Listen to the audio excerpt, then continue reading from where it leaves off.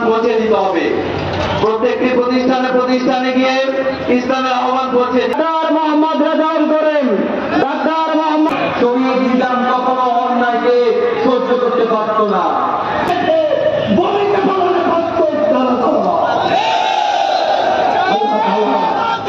ইসলামী বিপ্লবের সেই এখনো সেই সূর্য উঠে নাই।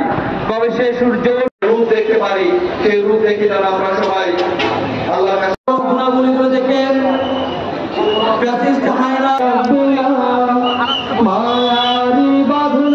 বাংলাদেশ ইসলামী ছাত্র শিবির নোয়াখালী জেলা উত্তর শাখার সংগ্রামী সভাপতি আমাদের এখান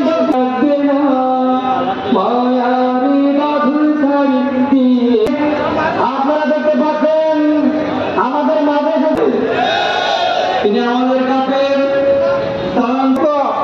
ফাসিস্ট গোষ্ঠীর ছত্র ছায়া নিয়ে এদেশে ক্ষমতায় আজকে তিনিও ভারতে বসে এই পত্রিকা অর্জিত যারা আওয়ামী লীগের দোসর ছিল, আমাদের ভোটের অধিকার লুণ্ঠন করেছিল, আমাদের মানবাধিকার লুণ্ঠন করেছিল, যারা ভারতে গিয়ে তাদের বিবেক বন্ধক দিয়েছিল, যারা বাংলাদেশকে আধিপত্যবাদী ভারতের হাতে তুলে দেওয়ার জন্যই যেই জাতীয় পার্টি ভূমিকা রেখেছিল, সেই জাতীয় পার্টির বিরুদ্ধে কথা বলার কারণে, আন্দোলন করার কারণে আমার প্রিয় ভাই নুরুর উপরে যে নির্যাতন হয়েছে, আমরা তার তীব্র নিন্দা প্রতিবাদ জানাই। অবিলম্বে নুরুকে, আমার প্রিয় ভাই নুরুল হক নুরুকে যারা নির্যাতন করেছে, এখনো পুলিশ প্রশাসন তাদেরকে যদি সেই ফ্যাসিবাদের দোষর তাদেরকে যদি বহিষ্কার করে গ্রেফতার করা না হয়, নতুন করে বিপ্লবের সূচনা হবে। আপনারা হয়তো নুরুকে নিরীহ মনে করে টেস্ট করতেছেন, এরপরে আপনারা বড়দের দিকে আসবেন। আমরা স্পষ্টভাবে বলে দিতে চাই, আমরা আগেও বলেছিলাম যারা আমাদের উপরে গুলি চালিয়েছে, গুম করেছে, খুন করেছে, রিমান্ডে নিয়ে নাকে পানি ডালে গরম পানি দিয়েছে, যারা আমাদের নখ উল্টে ফেলেছে, যারা পাকে উল্টোর দিকে দিয়ে যারা সিঁড়ির উপরে আমাদের ভাইদেরকে বেঁধে রেখেছে, সেই ফ্যাসিস্টদেরকে পুলিশে, প্রশাসনে, র্যাবে, প্রশাসনের কোন পর্যায়ে রেখে বাংলাদেশে কোনদিন অবাধ নির্বাচন হতে পারে না।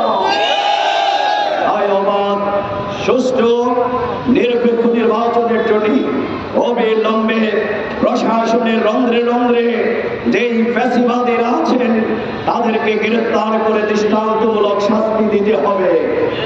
24 ঘন্টার মধ্যে জাতীয় পার্টিকে নিষিদ্ধ ঘোষণা করতে হবে। আপনারা কি চান এই দোষরা নিষিদ্ধ হোক?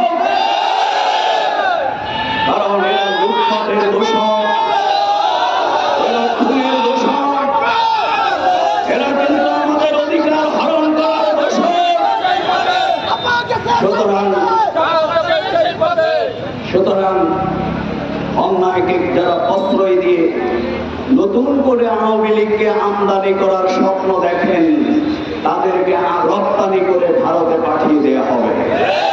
তাদের জায়গা বাংলাদেশে নয়, তাদের জায়গা হলো বুবুর সাথে। এই জন্য এই স্বপ্ন বাদ দেন। এবং আমি বলবো, যারা বিগত দিনে ফ্যাসিবাদের দোসর ছিলেন, যারা নতুন করে মুজিব বন্দনার নামে 15ই আগস্ট আবার যেই বাংলাদেশকে তলাবিহীন ঝুড়িতে পরিণত করেছে, বাংলাদেশের 35,000 বিরোধী দলের নেতাকর্মীকে শেখ মুজিব হত্যা করেছে, বাংলাদেশের গণতন্ত্রকে হরণ করেছে, বাংলাদেশের সকল মিডিয়াকে নিষিদ্ধ করেছে, সেই মুজিবের নিয়েই আবার বিগত 15 বছর বাংলাদেশকে একটি ডাকাতের রাষ্ট্রে পরিণত করেছে। আওয়ামী লীগ